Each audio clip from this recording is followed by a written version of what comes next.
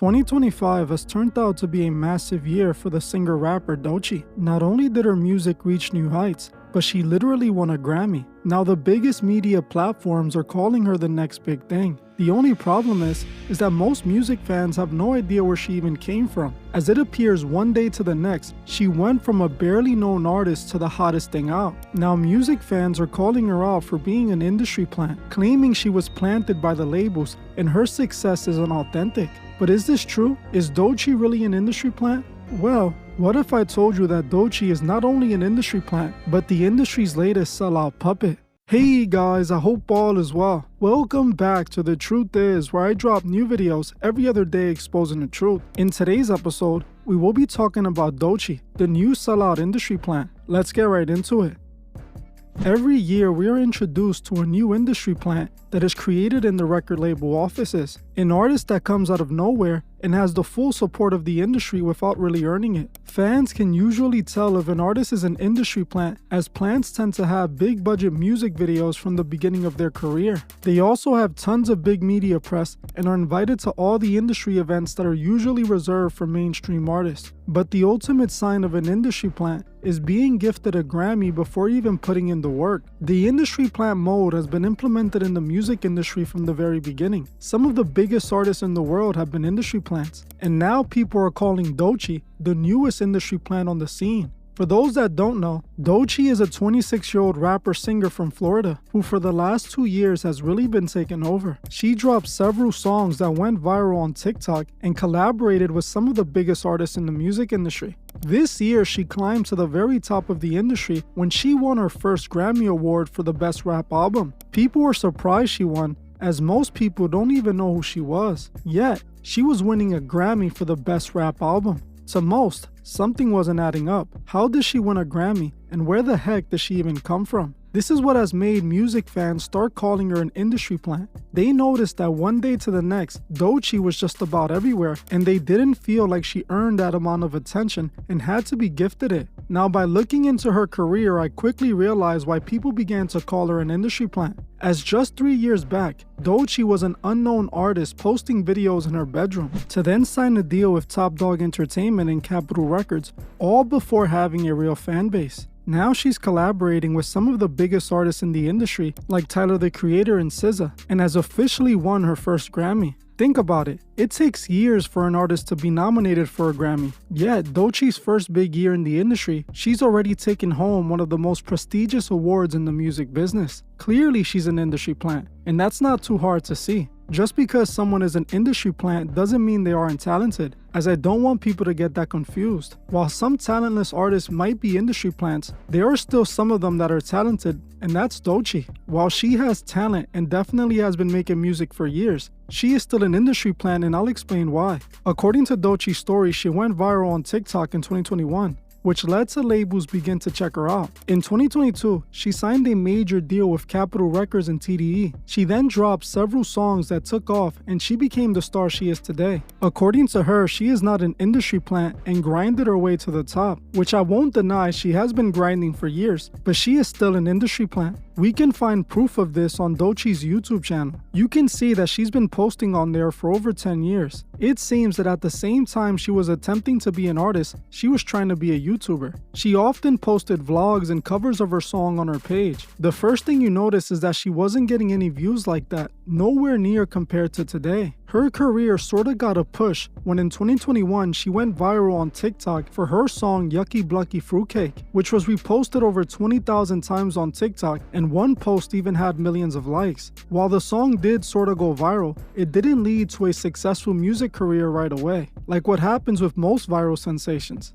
Instead, Doechii was still basically irrelevant, and the song didn't lead to a large fan base. Now, according to Doechii's story, she was discovered after her song went viral, but this isn't true, as her song was released in 2020, but went viral after she signed to TDE in 2021. This means TDE was definitely behind the song's success. Her virality on TikTok was likely paid for by the labels. If you don't know by now, those songs that randomly go viral on TikTok aren't happening naturally. If you didn't know, there's actually online companies that you can pay for that work with influencers who can promote your songs. The labels pay them a fee, and they pay the influencers to make TikTok trends to your song. The labels are always using this service, and that's how random big influencers end up using unknown artists' songs. Now this explains two things: how Doechii didn't really have a fan base after the song went viral in 2021, as the post and attention was actually fabricated. And two, it also shows why Doechii had a decent budget for the music video for Yucky Bucky Fruitcake. She was already basically signed to TDE, meaning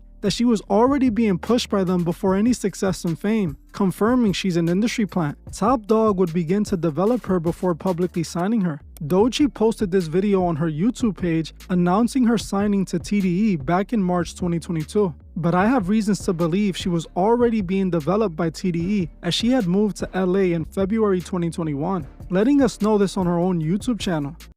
We're living in Los Angeles now. Los Angeles. By March of 2022, they were announcing her being signed to TDE. This means TDE wants us to believe she was signed in 2022. But I noticed a shift in quality of her music videos when she picked up and moved to LA after the Yucky Bucky Fruitcake music video in 2021, indicating that she was most likely signed in 2021. Now, after looking deeper into this, I found that this is actually confirmed, as one of TDE's executives actually stated this out of his own mouth. In this video, Anthony Musa, one of the executives at TDE, explains how he signed Doechii in 2021, claiming that he had given her an apartment to live so she wouldn't have to go back to Florida. When I first signed her in 2021, I was able to see what everybody's seeing in the room right now, just how incredibly talented she is and just how versatile she is. She has such a huge belief in herself and such a huge belief in her vision that it made me believe in her too. I believed in it so much, I convinced my cousin to not move into his brand new apartment and allow Doechii to move in so that she could stay and not go back to Florida. But more importantly, just as I got to know her, I was able to see just what motivated her and just how much she strived and her will to be the best version of herself, not just as an artist, but as a young black woman. It might sound a little cliche when I say this, but you can be the most talented person in the world, and if you don't have the motivation or the right intentions or the work ethic, then it means... This indicates that when Doechii was speaking about going to LA, she was going over there to work with TDE. And it also tells us that she's been working with TDE since early 2021. This also shows a bit of deception on her come-up story, something that labels often do with industry plants. The official story is that Doechii was signed in 2022, but according to Anthony, they actually signed her in 2021 and gave her an apartment to live in. They are lying about her come-up, and they do this because they know if people know the true story about her come-up, she would be exposed as the industry plant easily. TDE signed her early on and kept their deal on the down low. This is how record labels choose their industry plants. They saw Doechii and picked her up and began to shape her and then push her to the masses. After Doechii signed the deal with TDE, they then started pulling the strings to get her recognition. She starts getting big name features and starts appearing on big platforms, all leading to her career success. This success was obviously orchestrated and not necessarily earned. Although she was talented, she wasn't resonating with fans enough to have a career of this level. The industry chose her, and she was catapulted to the very top. All of this instant success is all fabricated. She was shoved down the throats of the masses and was even given a Grammy before she even earned it to validate it all. This is all done by the hands of the labels. They are fabricating the amount of success she's reaching in order to get more people to support her. Already Doechii has gone through the industry transformation. She's already being overly sexualized, always appearing underdressed in her videos, pushing lustful music, and rapping about the same demoralizing topics all other major artists are known for. She's another artist who sold her soul to the industry for fame and money, and that's being used to push agendas, something she's already showing us through her imagery. We can already see Doechii using Masonic symbolism in her music videos. For those that don't know, these label executives are all members of a secret society called the Freemasons. This is why so many artists use occult imagery in their music videos. This is the main reason the music industry always appears so satanic, but in reality, it's all Masonic. These Masons are already using Doechii and making her push Masonic propaganda through her music. There are signs of artists being controlled by the Freemasons, and Doechii is showing us all of them. One thing these Masonic puppets always do after signing to a Masonic record label is show their Masonic alliance with the one-eye symbolism. One of the prominent symbols in Masonry is the all-seeing eye. I'm pretty sure you have noticed so many artists taking pictures covering one eye. This is called the one-eye symbolism, and it goes back to the Freemasons and their all-seeing eye. Doechii is already showing her alliance taking pictures doing the one-eye symbolism. In this photo, she could be seen covering one eye, while in this photo, we see her doing it again. We can see more imagery of Doechii embracing the darkness of the industry, as she's already been seen wearing devil horns like all the other sellouts in the industry, praising the devil. In this video of one of her performances from 2023, after signing to TDE, she is seen performing wearing devil horns. Doechii was embracing the evil that got her there. The same imagery we see all these other celebrities in Hollywood push. They all seem to serve the devil, something that Doechii basically admitted herself in this interview, claiming that she has started to embrace her demons and is using them to succeed. Demons take, like, I recognize my shadow self or my demons as something that I work with. Now I kind of tell them what to do, and we really cool now. Like, if anything, I used to be like really ashamed. Like, why do I even have a dark side? Like, that shouldn't be a thing. It should be namaste 24/7. Then I realized that, like, my shadow side and my demons can actually help me see myself in a more human way. And I kind of forgave myself and them, and now we work together. Like, this is an indication that she's being controlled by the Masons, something that she confirmed in her music video for her song Pacer. In the music video for Pacer, we see some clear MK Ultra imagery. For those that don't know what MK Ultra is, I suggest you Google it. But for a quick explanation, MK Ultra was a CIA operation that took place in the 1950s to the 1970s. The goal of MK Ultra was to achieve mind control and reshape a person's mind. This was all confirmed after it was exposed, forcing the CIA to come clean. This MK Ultra technology ended up being used by Hollywood and the music industry, showing us signs of this through the music itself. In the Doechii music video for Pacer, they show her being put under MK Ultra, openly showing us that she is not in control and is nothing but a puppet being controlled by her label. In the video, she is seen dragged by a group of people dressed in all black. She is then strapped onto a chair, and a helmet is put over her head connected to wires.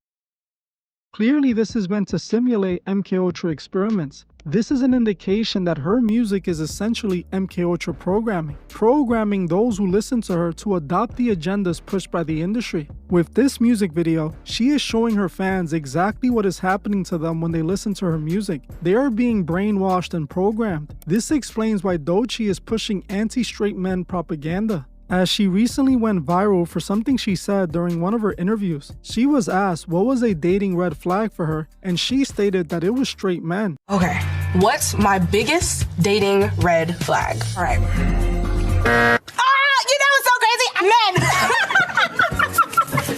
I was gonna say, you already know. Strike one. You're a man. And you're heterosexual. This is clearly an indication that she is already being used to push the agendas set by the higher-ups. They are using her to push the propaganda that they have been using all of Hollywood to push. This is obvious, as you don't get a Grammy unless you're willing to play the game. Doechii is playing the game, and we can see that in full effect. Doechii is 100% an industry plant sellout, found by the labels with her career success manufactured so she could be used as a puppet. Some people often ask, what's the problem with being an industry plant? Well, there's one big problem. When an artist is an industry plant, it basically means that their entire persona is fake and that they're just a puppet on the strings of the record label executives. It also means that every single thing this artist does is calculated and drawn up by the labels. The artist would literally have no control over any aspect of their career. The way they dress, talk, and act is all orchestrated by the labels. The labels use the artist as a perfect little hand puppet that they can use to push agendas and manipulate the audience, all while raking in millions in the process. An industry plant isn't a real artist. It's a product created by the record labels to sell as much as possible and influence as many people as possible. Many of you have noticed that most mainstream artists all talk about and push the same thing in their music. For men in hip-hop, it's all about gangster street culture, trapping, violence, and gang culture. Female artists in hip-hop are always overly sexualized, underdressed, and made to sell themselves to men, and at the same time push an independent women view, a woman who doesn't need a man. While this just might seem like the popular topics artists are known to make songs about, it's actually deeper than that. The Mason men who run this country know that music is a powerful tool to shape society. They know that since school age, people look up to and want to follow the most popular person in the class. So the music industry creates this popular artist and then uses them to push agendas that would shape society in the direction they desire. These industry men work for powerful men who have disturbing plans for our world. In order for them to achieve those plans, they have to first reshape the minds of society to willingly embrace and accept these plans. That's where industry plans come into play. The record labels would create fake gangster rappers like NWA to push gangster culture, having them glamorize the street life and gang culture. This led to an entire generation of kids wanting to be the toughest, most gangster guy on the block, leading to many of them getting killed or locked away, just like the executives behind the music planned it. Same thing with women artists. Female music has essentially been telling women to be promiscuous, not to worry about finding a husband, and instead find a rich man to buy them what they want. Or worse, telling these girls to sell themselves on sites like OF, as that would make them independent. All of that is propaganda. And if you take a look around, it is honestly shaping the females of our world, as now, girls just want to get popular so they can start an OF and make money off their looks, selling their beauty for a monthly subscription fee. Puppets like Doechii are pushing this agenda. They're influencing girls to abandon those God-given morals, replacing them with the moralist behavior pushed by Hollywood. Women aren't women anymore. They aren't gentle, caring, nurturing, selfless wives and mothers. They are now soulless, moralist, shallow, broken girls who don't know how to be good wives or mothers. This is all done by those who are steering the ship, as this is the society they need to implement their plans for their new world. Don't fall for these puppets. Don't let industry plan puppets guide you away from God and destroy your soul. Well, I'm gonna end this one here. I want to thank you all for watching, and I'll see you guys in the next one.